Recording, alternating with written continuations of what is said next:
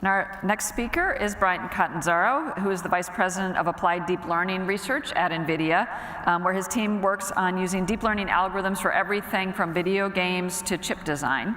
Brian earned his PhD from UC Berkeley, so I have known him for many years, and he worked at Baidu on deep learning for speech recognition. He was also, and then he came back to, before that he was a researcher also at NVIDIA, where he worked on parallel programming and deep learning, and that led to the widely used CUDA-DNN library. So please welcome Brian. Great. Good afternoon, everyone. I'm really excited to be here today at Supercomputing and talk to you about applying deep learning. I thought a lot about how to give this talk because I feel like in some way I've been giving this talk for a long time, and you guys are probably all tired of it. Deep learning has been around now for long enough that I think probably most of you have heard about it, and most of you have probably also heard of the idea that deep learning and HPC have a lot of connections.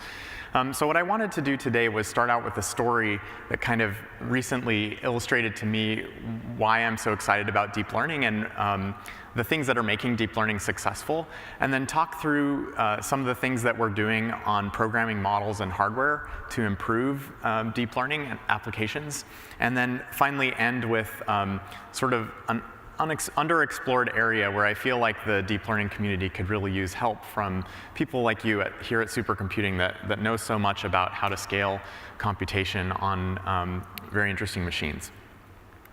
So let's start with this story. A few weeks ago, actually I guess it was a couple months ago, there was a paper from some researchers at OpenAI that really caught our attention. It's called GLOW. And on the left, you can see a whole bunch of synthesized faces that are coming from this model. And so this model has been trained on large amounts of celebrity faces. And the model has been trained to be able to generate faces out of that distribution. And the faces are really high quality. But this is a very different kind of model than what we've seen before. You guys have probably heard about generative adversarial networks, which is kind of a very interesting way that a lot of people are using to generate pictures these days. This model is actually not using that at all. It's using something completely different. And it gives us some interesting capabilities, like on the video on the right, where you can see we're interpolating in a latent space and doing things like adding a smile or changing the hair color, or interpolating between two different people's faces. So it's a really interesting idea. I wanted to give you guys a sense of how it works at a high level, just because it's such a cool idea. It turns out that this idea is a couple years old. It's called flow-based models, and it was published in 2014. And there's been a couple of iterations on that, including the GLOW paper most recently. And the idea is to look at the problem as a statistics problem. We want to be able to sample from some probability distribution. And the vector that we're sampling from that distribution, is going to be a really high-dimensional vector that has a lot of dependencies in between the components of that vector. So forget everything that you remember from statistics about all the components being independent, because there's nothing independent about this. We're going to try to actually generate samples where there's lots of very long range and strong dependencies between the components of this vector, such that we can, for example, sample faces, right? And the face needs to have a particular structure that makes sense. So if we knew what the distribution was of images of faces, then to generate a new face, all we have to do is sample from that distribution. But of course, nobody knows that distribution, and it's really hard to actually describe what it is. And so the idea behind flow-based models is to invert the problem and transform it into an easy problem. So imagine that we have a whole bunch of samples of faces. We're going to run them through a neural network. And the goal is to train that neural network to produce samples from a simple distribution, like uncorrelated Gaussian random variables. If that neural network is invertible, we can then run it backwards. And we can generate samples by sampling some random Gaussians and sticking them through our invertible neural network and get faces back out the other side. One of the things that's really interesting about this approach is that the likelihood of your training data is something you can optimize directly. So it's a change of variables, and we can just model the distribution of the data, say of faces, directly. And while we're optimizing our neural network, we're actually optimizing that likelihood, which means that we're fitting the true distribution of the underlying data. So it's a very new way of generating samples from an unknown distribution. At least it was new to me. So there's this one catch that the neural network needs to be invertible. That's a weird idea. What does it mean to be an invertible neural network? Well, we can construct them by design, and the GLOW people showed how to do that in a really simple way. The first is that we have this affine coupling layer where at every layer of the network, we're going to take the channels that are coming in, we're going to split them in half, and half of those channels we're going to stick into an ordinary neural network, which then computes a transformation, just an affine transform. So we're looking for a scaling and a shift, and we're going to apply that to the other half of the channels.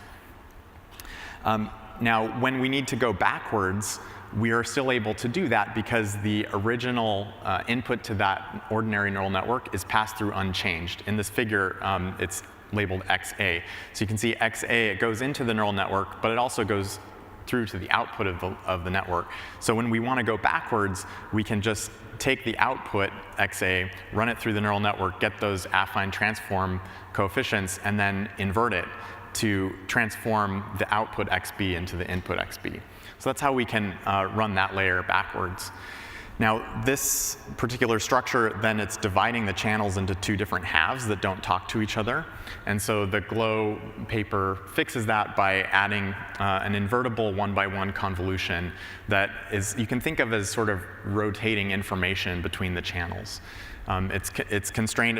We initialize it as orthonormal, and then so while we're training it, it's actually penalized for diverting from that. So that means it stays as a rotation, and those one-by-one convolutions are also invertible as well. So that's how we make an invertible neural network, is just by construction. Okay, so why am I talking about all of this? Well, the insight that Ryan Prenger on my team had was that we could apply this to speech synthesis. And so in about a month, he was able to take this idea that was all about modeling face generation and turn it into a completely new way of generating audio samples for speech synthesis applications. And this new way, we call it WaveGLOW, it has some advantages, one of them being that the inference procedure is completely parallel. A lot of the state-of-the-art inference for text-to-speech these days is autoregressive, which means that it's very sequential. And if you think about generating audio samples at 22 kilohertz, and you need to be able to synchronize the whole processor in order to make a prediction for every one of those samples, it's very expensive to do that. And so we were looking for a text-to-speech model that was completely parallel, and we realized that this GLOW model could do that for us. And it also has this really nice and straightforward training procedure because it's just optimizing the likelihood of the training data. And so in 1 month, we were able to take this idea that was about face generation and turn it into a speech synthesis model that runs much faster than real time. So how does this work? You know, like, this model, this story to me is kind of wrapping up why deep learning is so interesting and so exciting, right? Face generation, speech synthesis, they seem really different. They're different fields. Like, if you send a paper to archive, you need to put a different domain if you're sending it on speech recognition than on computer vision or graphics. They're different applications, right? The kinds of things that you would use a speech synthesis system in are very different from what you would use a face generation system for. And in addition, the approach that we're working with is very different from most deep learning models. So I explained all of this about the flow network and the invertible neural network and all that. Computationally, it turns out to be very similar to something like image net classification, where you're trying to classify an image as, is this a cat or is this a dog? But the sort of conceptual framework, the way that we're thinking about the problem is very, very different. And so how were we able to, take these different ideas and push them together so quickly and come up with a new application? I think that's the question, why does deep learning work so well? Why are we able to do these sorts of things? And I think that idea generation latency is really the limiting factor in research progress. The faster that we can go from an idea to a prototype and code that we can then test, and we learn about the limitations of that idea, and then we can repeat, get new ideas, and go through the cycle again, the faster we actually get better results. And deep learning has a lot of infrastructure that makes it possible for us to do this kind of experiment. Our WaveGlow code is open sourced, and it's just a few hundred lines of Python. So the fact that you can make a speech synthesis system taking ideas from a face generation system and write it up in a few hundred lines of code and open source it, it's a really powerful way to build a community of people that kind of reinforce each other and work together to solve all sorts of different kinds of problems. One of the reasons this is possible is because we have highly reusable frameworks that are made from just a few computational components, like convolutions and matrix multiplies. And we have stochastic gradient descent, which is a very forgiving algorithm that we can apply to a lot of different optimization problems. We also have high throughput computational hardware. Obviously, at NVIDIA, we care a lot about making GPUs the best place to do deep learning, and we're always investing in custom hardware to improve the speed of deep learning training and deployment. I think another really important part of this is just the data-driven statistical approach. So the idea that we're looking at problems as probability distributions and modeling them. It's a very general framework, and so you can apply it in a lot of ways. And then, finally, the community, right? OpenAI published their paper. We were able to go try that out, and then we published that paper, and then more people build on that. So the community is working really fast, and that helps us make progress. So what does that mean for supercomputing? I think deep learning is a form of supercomputing. There's lots of different applications. There's highly reusable frameworks. There's high throughput computational hardware. Does any of that sound familiar to people at supercomputing? I think all of it does. I think supercomputing has always been about all three of these things. And that means that HPC expertise continues to be useful. So what I wanted to do in my talk today is go through a few more applications, and then we'll talk about some of the things we're doing in frameworks to make people's lives easier that might be interesting to people that are working on other kinds of frameworks for supercomputing, and then talk about some outstanding problems that we could use help with. So this application is called image inpainting with partial convolutions. If you want to try it out, we put up a website. You can just go to it and upload your own pictures and start erasing things on it. You can see I'm editing this guy's face while I'm talking here, kind of taking out all of the character lines from it. Towards the end here, you'll see I draw through his eye, and it draws another eye. Doesn't quite match. The reason it doesn't match is because it was trained on a database that had a lot more women in it than men, so it kind of tends to draw female eyes when you ask it to draw an eye. But the thing that's really interesting about this tool is that it learned from the data, right? It's not just filling in patches of missing information in the image. It's actually understanding the image and its components, and then it's synthesizing new content that matches the rest of the image. So it's a much smarter way of dealing with these problems than we've had in the past. So how did we do that? Well, the main innovation, there's two main innovations in this work. One of them is an idea called partial convolution. If you think about the input to a neural network and you've got some holes, some areas that you don't have information for. How do you represent that? In deep learning, we typically have dense representations for everything, so we can't just compute it as a sparse computation. So we have to actually fill it in with something. If you pick 0, then you kind of end up with weird artifacts. Like, for example, on the bottom left, you can see what happens when we pick 128. You can still see the hole there. Or if we pick the mean pixel value from a training set, that's also on the bottom row, and you can still see the hole. With partial convolution, the idea is we want the output to be independent of the input pixels, and so we keep track of that. We have a sparse mask that we update at every layer, and that helps us make sure the output is independent of the input values for those holes. The way we do that, it's very simple. We just renormalize the output based on the number of valid inputs in each receptive field. And so we're always computing a mask that shows where the valid inputs are and then updating that mask as we progress through the neural network. If at least one pixel in the receptive field is valid, then the whole output pixel is valid. And this is a simple idea that's easy to integrate into any deep learning framework. The other thing that we did in order to get this result was we had a compound loss function that analyzed the resulting images that are coming from the network in a bunch of different ways.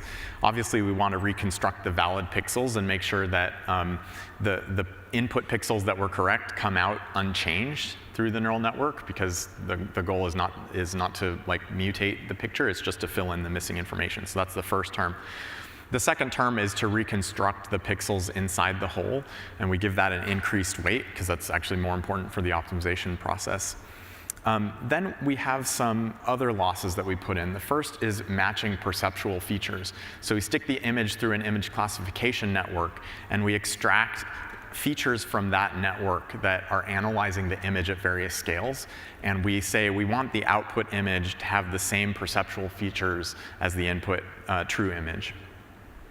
And then we also match the style. So the style is kind of related to perceptual features, but it's a different way of using that image classification network to analyze an image. And then finally, we have a part of the loss that just tries to make the transitions to holes smooth so that you can't really see where they are. OK. Another application I wanted to talk about, image and video synthesis. Obviously, at NVIDIA, we care a lot about graphics, and we also care a lot about AI, so we should be making models for graphics. In this case, we're using a generative adversarial network to do this, and it's conditioned on a high-level input, like a semantic map or an edge map, which then makes it easy for us to create the inputs to this model or to edit them at a high level. And then we render high-resolution images from the network. We've also made it so that it creates videos with temporal consistency, so that the objects that are present in one frame move smoothly. So on this screen right now, you can see the output of our network. So the input is this pose map that is describing the location of the person and their various pieces like their hands and arms. And then the output is actually being rendered by the neural network. So you can imagine this gives us the capability to render people doing arbitrary things, which is what graphics has always been about. It's a new way of creating computer graphics that's trained on a data set. So how does this work? We have our generator is built out of a multi-scale architecture with a coarse-defined generator. So we take our input semantic representation. In this case, it's the little icon there is representing a semantic segmentation. And we downsample it. And then we kind of have two networks. One of them is processing the downsampled version, and the other is processing the original version. And we bring them together to actually do the generation.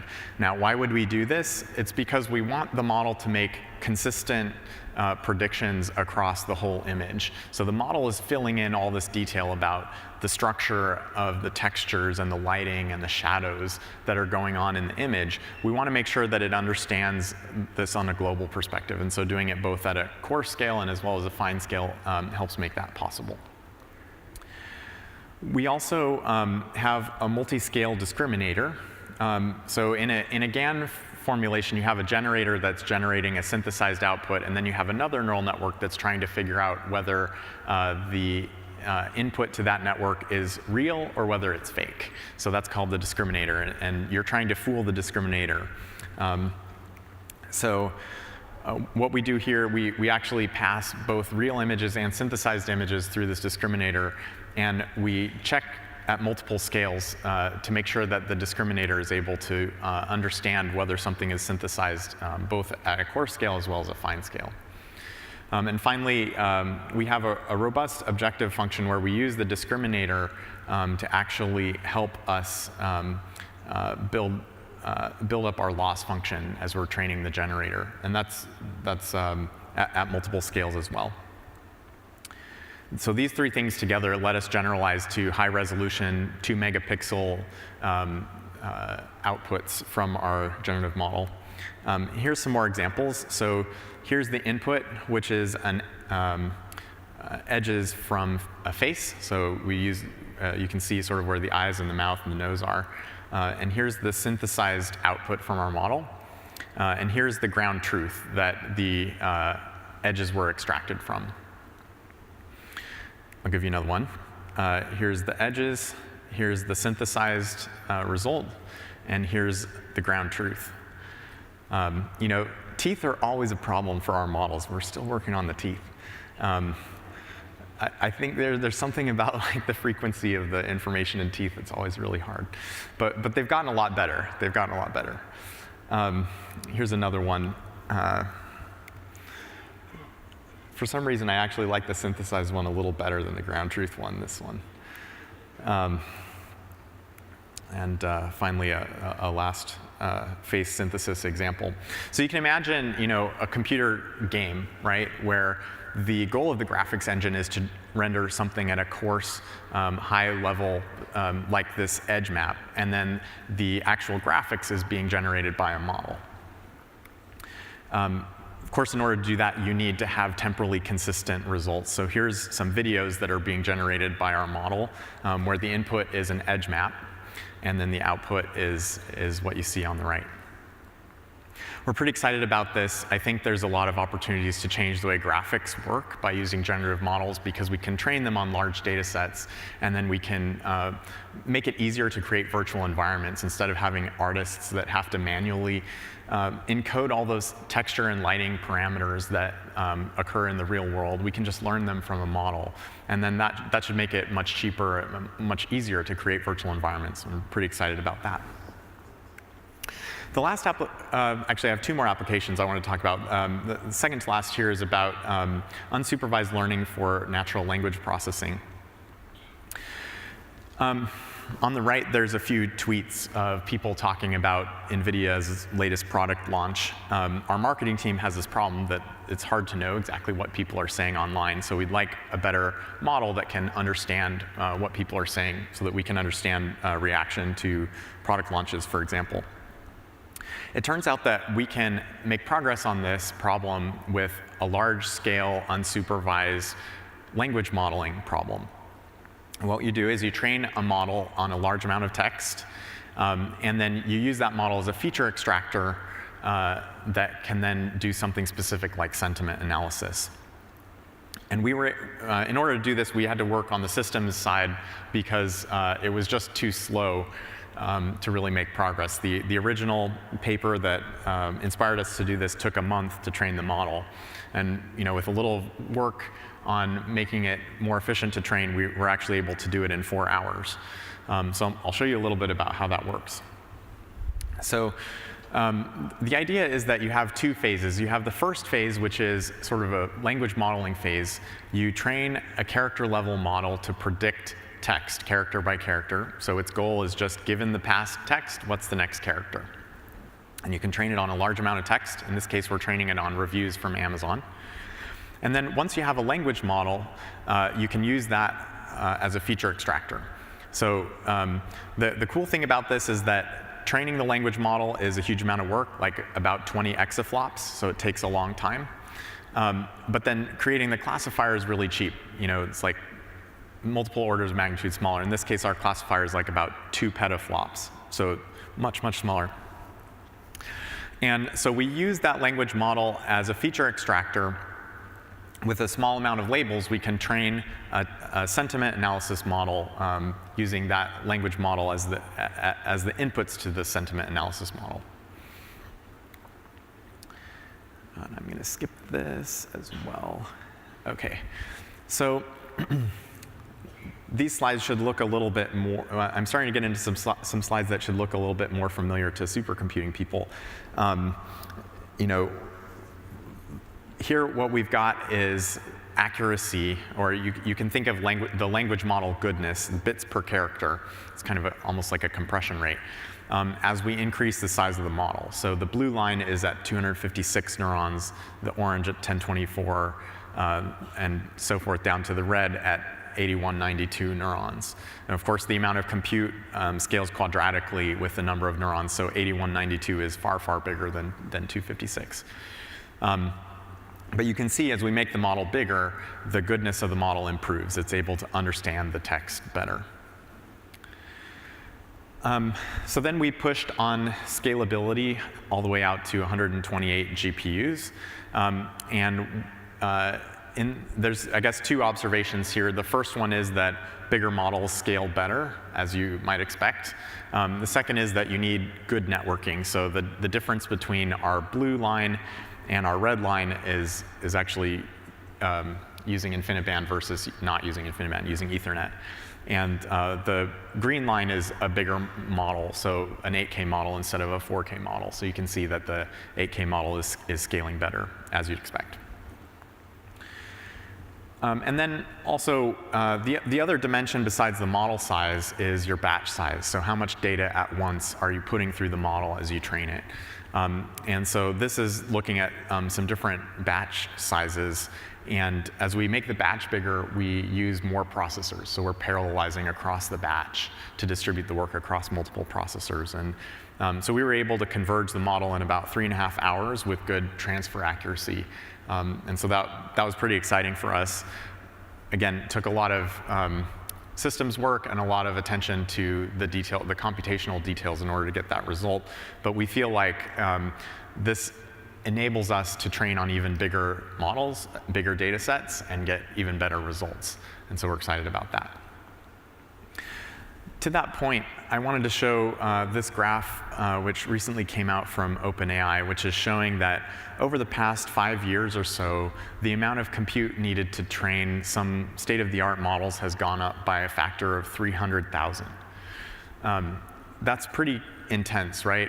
A factor of 300,000 more compute in 5 years.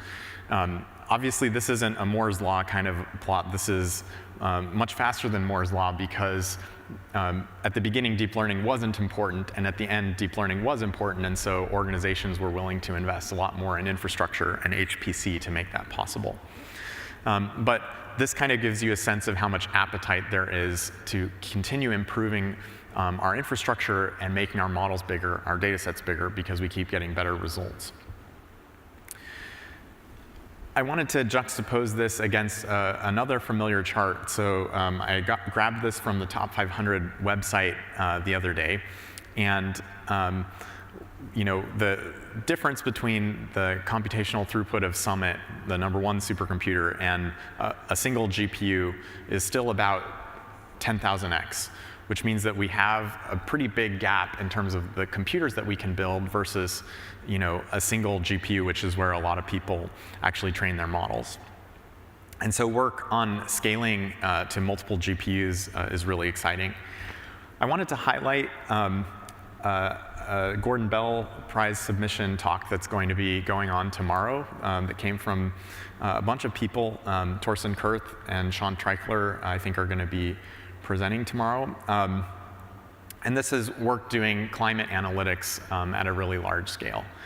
So you should go see their talk tomorrow. I just wanted to sort of highlight some of the key points from their work, and kind of, I think it's inspirational work in terms of like, what does it mean to scale deep learning to a very large system like Summit? So the problem that they're working on is analytics for climate change. So you have like a simulation that's generating vast amounts of data about how the weather is going to work in the simulation.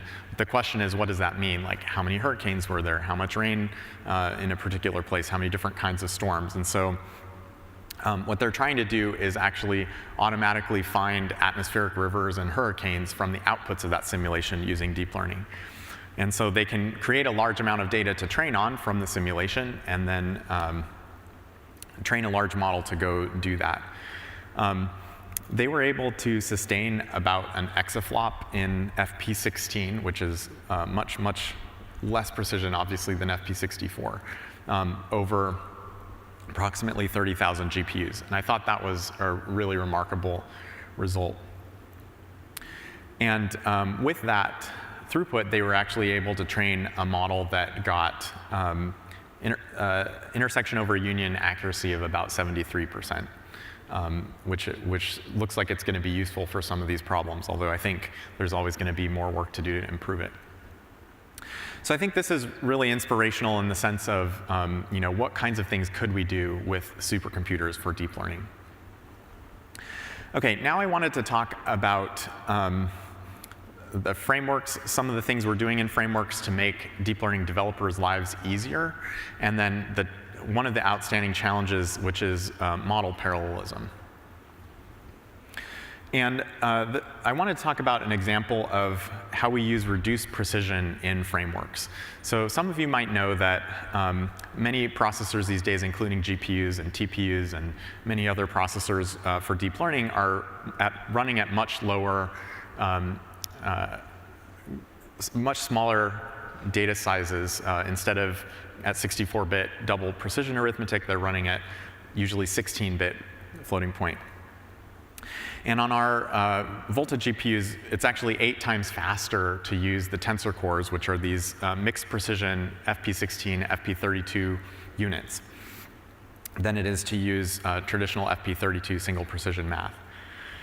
And the way that this works is that the inputs are in FP16. We do the multiplication at full FP16 and keep all the bits, all the internal bits of that, and then we accumulate into an FP32 accumulator. Okay, so having it in the hardware is one thing. Actually getting application developers to use it, that's another thing. So how do we do that? This is one of the reasons deep learning has been successful, is that we can wrap up a lot of these details into the frameworks, and people actually don't need to understand the nuts and bolts of precision in order to use low precision arithmetic for their work. So what people have done is to create frameworks, hooks in the frameworks that can convert your model from an FP32 model into an FP16 model. We use FP16 values for the weights, and then insert the appropriate casting operations.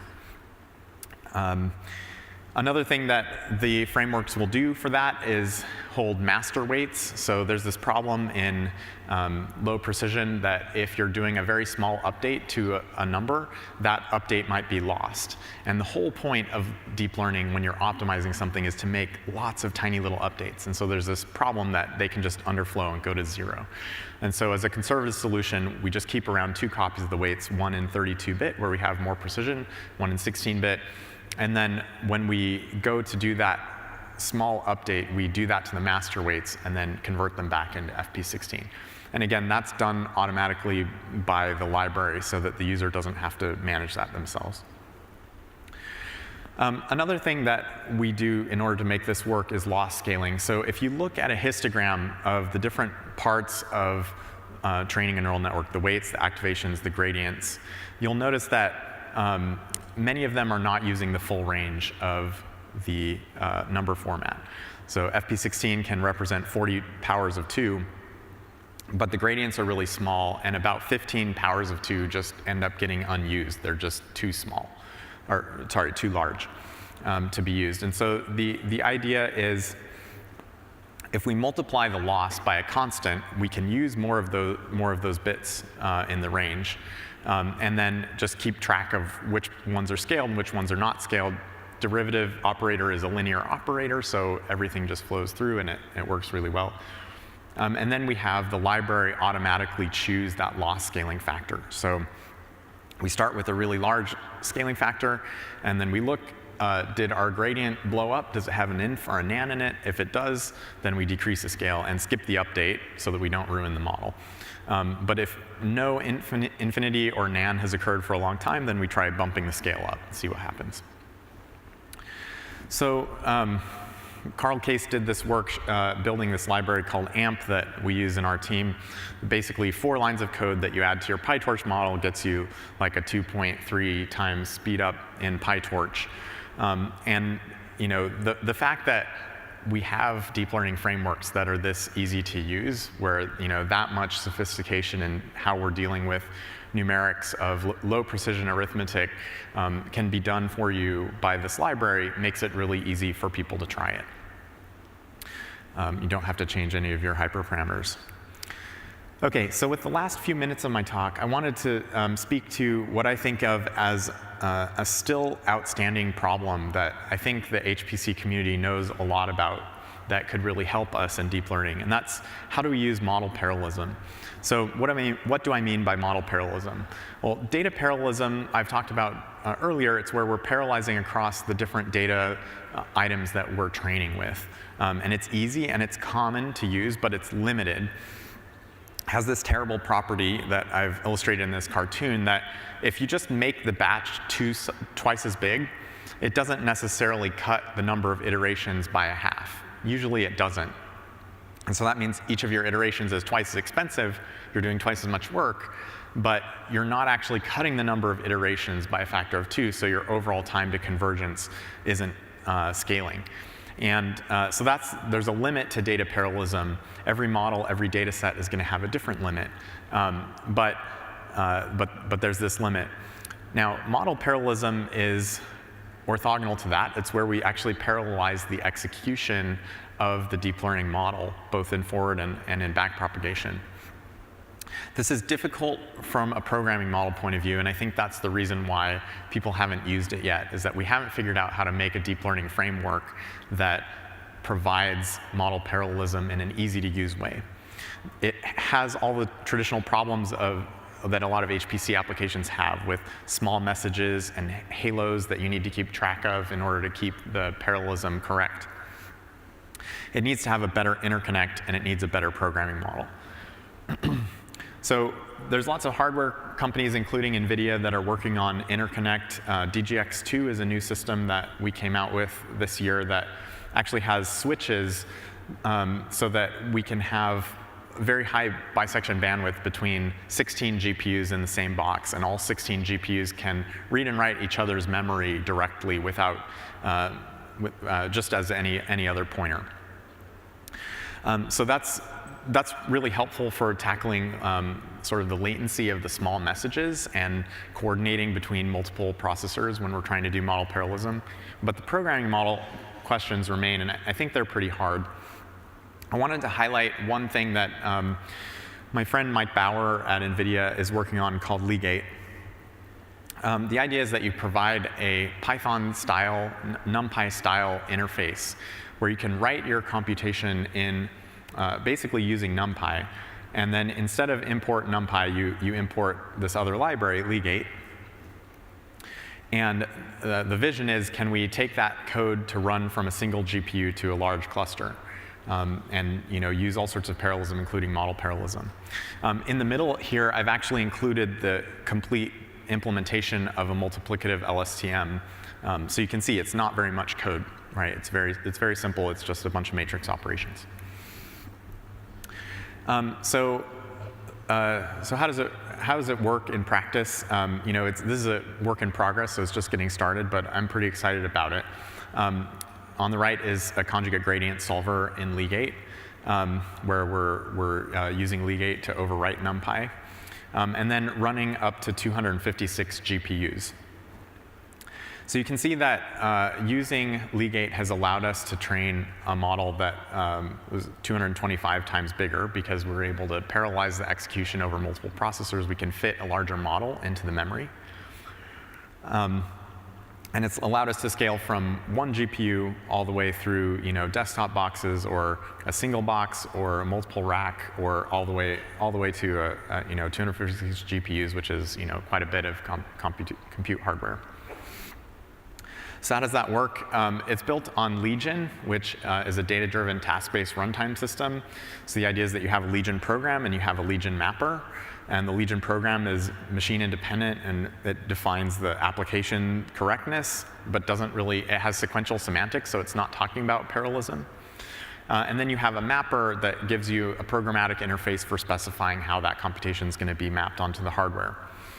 And then you give the program and the mapper file to this dynamic runtime, which then does dynamic analysis to figure out all of your tasks in the task graph, and then execute all of them in parallel across whatever hardware you're working on. So the idea is to combine those things, legate and Legion. So your legate program is a bunch of calls to operations like dot or sort or add, and then the Legion mapper is able to do, say, a model parallel or a hybrid data and model parallel implementation across a large number of processors, all running on the Legion runtime on a lot of different hardware. So I think that's a really exciting direction. It's ongoing work.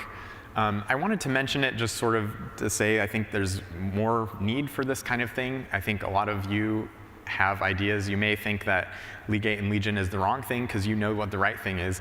Well, you should come help us because we need your help.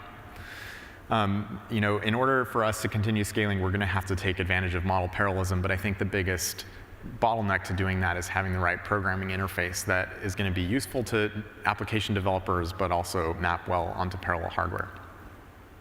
Okay, so wrapping up, this is really a golden age for deep learning applications. It's really exciting just to wake up in the morning, see a new idea from somebody else, figure out what it means for you. Sometimes it can really change the way you do things, like it did with us with our text-to-speech synthesis system.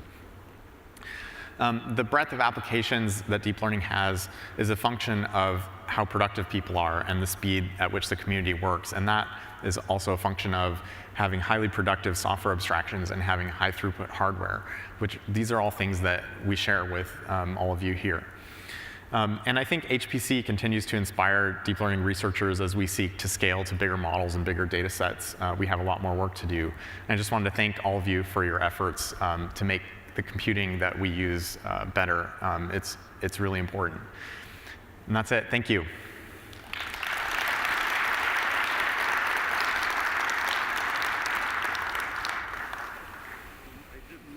Thanks very much, Brian. That's great. And if there are any questions, people can come up to the mics that are in each one of the aisles. So I was wondering if you could say something more about kind of what you see as the future direction of the hardware in terms of balancing out the the number of GPUs per node versus the scale of the system, because you were talking about some very large scale systems. Do you see that as a concern or an interesting problem? It's or always a obvious concern. What to do? Yeah. Yeah, for sure. DGX2, for example, has 16 Volta GPUs and only 2 CPUs, and sometimes that can be a bottleneck.